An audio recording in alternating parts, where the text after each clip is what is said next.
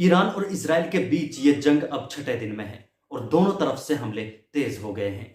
ये जंग हवा में लड़ी जा रही है। मिसाइलें, ड्रोन्स और फाइटर जेट्स हर तरफ गूंज रहे हैं। मंगलवार देर रात 17 जून 2025 को ईरान ने इजराइल की राजधानी तल अवीव पर 25 मिसाइलें दागी। ईरानी मिलिट्री का दावा है कि बुधवार 18 जून 2025 को उन्होंने सैकड़ों मिसाइलें और ड्रोन छोड़े, जिनका निशाना था इजराइल की खुफिया एजेंसी मोसाद का हेडक्वार्टर और मिलिट्री इंटेलिजेंस एजेंसी अमान का लॉजिस्टिक सेंटर। सोशल मीडिया पर एक वीडियो भी शेयर किया जा रहा है जिसे मोसाद का हेडक्वार्टर बताया जा रहा है, जिसमें आग लगती हुई देखी जा सकती है, लेकिन अभी तक इसकी कोई कंफर्मेशन भी नहीं हो पाई है। ईरान ने एक वीडियो भी जारी किया है जिसमें मिसाइलें और ड्रोन इसराइल की तरफ जाते हुए दिखाई दे रहे हैं। तल अवीव, यरूशलेम और हाइफा जैसे बड़े शहरों में हाई अलर्ट है। लोग बंकरों में छिप रहे हैं और सायरन की आवाजें हर तरफ सुनाई दे रही हैं। ईरान का कहना है कि यह हमले इजराइल के पिछले हमलों का जवाब है और वह इजराइल को सबक सिखाकर रहेगा। इजराइल की सेना आईडीएफ ने दावा किया है कि उन्होंने ईरान के ऑयल रिफाइनरीज और मिलिट्री ठिकानों और परमाणु सुविधाओं को निशाना बनाया है।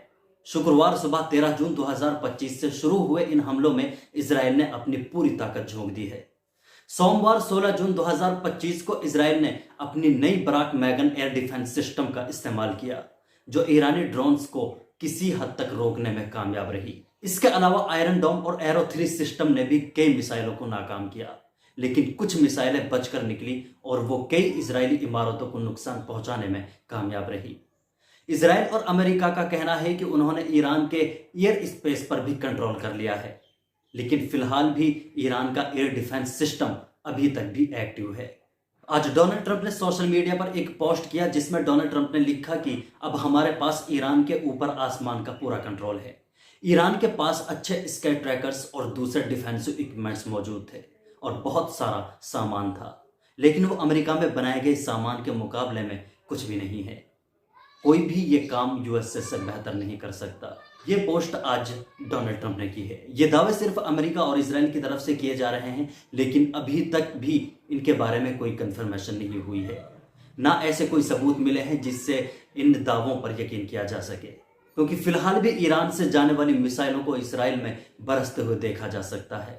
कितनी रिपोर्ट्स में लगातार दावा किया जा रहा है कि अभी भी हाल ही में और रात और दिन में बहुत सारे ईरान की तरफ से मिसाइल अटैक हुए हैं और इसराइल को इन हमलों से नुकसान भी पहुंचा है, लेकिन इन दावों पर कम से कम अभी तक तो यकीन नहीं किया जा सकता। डोनाल्ड ट्रंप ने 18 जून 2025 को कहा कि ईरान को बिना शर्त सरेंडर कर देना चाहिए, वरना अमेरिका चुप नहीं बैठेगा। उन्होंने इसराइल को पूरा सपोर्ट देने का वादा किया और कहा कि अगर ईरान ने अमेरिकी ठिकानों पर हमले किए तो अमेरिका की पूरी ताकत सामने आएगी। ट्रंप ने यह भी साफ किया कि अभी भी वो ईरान के सुप्रीम लीडर अयतुल्लाह खामनेई को निशाना नहीं बनाना चाहते, लेकिन हालात बिगड़े तो कुछ भी हो सकता है। यानी अपने इस बयान में ट्रंप ने एक तरह से अयतुल्लाह खामनेई को धमकी भी दे दी है। किसी भी मुल्क के सुप्रीम लीडर या कोई प्रेसिडेंट या प्राइम मिनिस्टर को इस तरह से धमकी देना या उसके खिलाफ मारने की कोई साजिश रचना ये इंटरनेशनल कानूनों के मुताबिक भी जुर्म है, लेकिन ये कानून इन मुल्कों के लिए कोई मायने नहीं रखते। अमेरिका और इसराइल ने मिलकर इन 2 सालों में फिलिस्तीनी लोगों के साथ जो किया है, उसने दुनिया को यकीन दिला दिया है कि ये कानून और ये तहजीब उनकी ताकत के सामने बेबुनियाद हैं। नेतन्याहू ने कहा कि हम ईरान के परमाणु खतरे को खत्म करने के लिए हर कदम उठाएंगे। उनका टारगेट है ईरान के परमाणु कार्यक्रम को पूरी तरह से तबाह करना और ट्रंप के साथ मिलकर तेहरान में हुकूमत बदलना। नेतन्याहू का दावा है कि इसराइल ने ईरान के मिलिट्री ठिकानों को भारी नुकसान पहुंचाया है और ईरान को अपने हमलों की भारी कीमत चुकानी पड़ेगी। अयतुल्लाह खामनेई ने मंगलवार देर रात 17 जून 2025 को एक्स पर लिखा कि हम आतंकी यहूदी हुकूमत को कड़ा जवाब देंगे। यह उनका इसराइल के खिलाफ जंग का ऐलान था। खामनेई के कई मिलिट्री सलाहकार इसराइली हमलों में मारे गए हैं, जिससे ईरान को बड़ा झटका लगा है, लेकिन फिर भी वो पीछे हटने को तैयार नहीं है। दोनों तरफ से मिसाइलों से हुए हमलों में सैकड़ों लोग मारे गए हैं। तल अवीव और हाइफा में बड़े पैमाने पर इमारतें तबाह हुई हैं। इन हमलों के बीच इजरायली इकोनॉमी को भारी नुकसान पहुंचा है। तल अवीव के एयरपोर्ट को मुकम्मल तौर पर बंद कर दिया गया है और लगभग सभी एयरपोर्ट्स हाई अलर्ट पर हैं, जिसकी वजह से इसराइल के बहुत से काम बंद हो चुके हैं। इसराइल ने ईरान के परमाणु ठिकानों लाइक नातांज और इस्फहान पर हमले किए हैं। जवाब में ईरान ने इसराइल के खुफिया परमाणु ठिकानों पर हमलों की धमकी दी है। लेकिन क्या ये जंग परमाणु स्तर तक जाएगी, ये सवाल अभी सबके मन में है।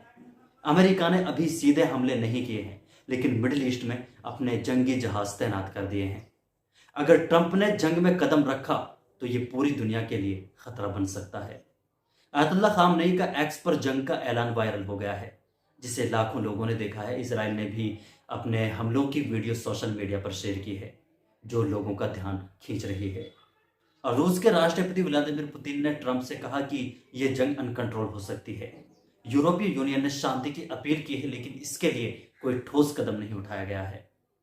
इस जंग का फ्यूचर अभी साफ नहीं है। इजराइल चाहता है कि ईरान का परमाणु सिस्टम खत्म हो जाए, जबकि ईरान इसराइल को कीमत चुकाने की बात कर रहा है। अगर अमेरिका भी इस जंग में शामिल हुआ तो यह जंग और भयानक रूप ले सकती है।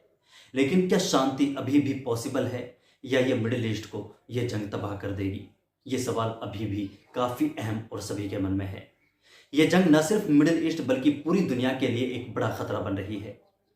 आप क्या सोचते हैं, क्या ये जंग जल्द खत्म हो सकती है या ये और भयानक रूप ले सकती है? अपनी राय कमेंट बॉक्स में जरूर बताएं। अगर आपको ये अपडेट्स पसंद आए हों तो वीडियो को लाइक कर दें और दूसरे लोगों तक शेयर जरूर कर दें। मिडिल ईस्ट से जुड़ी हुई इसी तरह की खबरों के लिए आप हमारे साथ जुड़े रहें। फिर सभी अपडेट्स को लेकर हम आपके सामने हाजिर होंगे। तब तक के लिए आप अपना ख्याल रखें। अल्लाह हाफिज।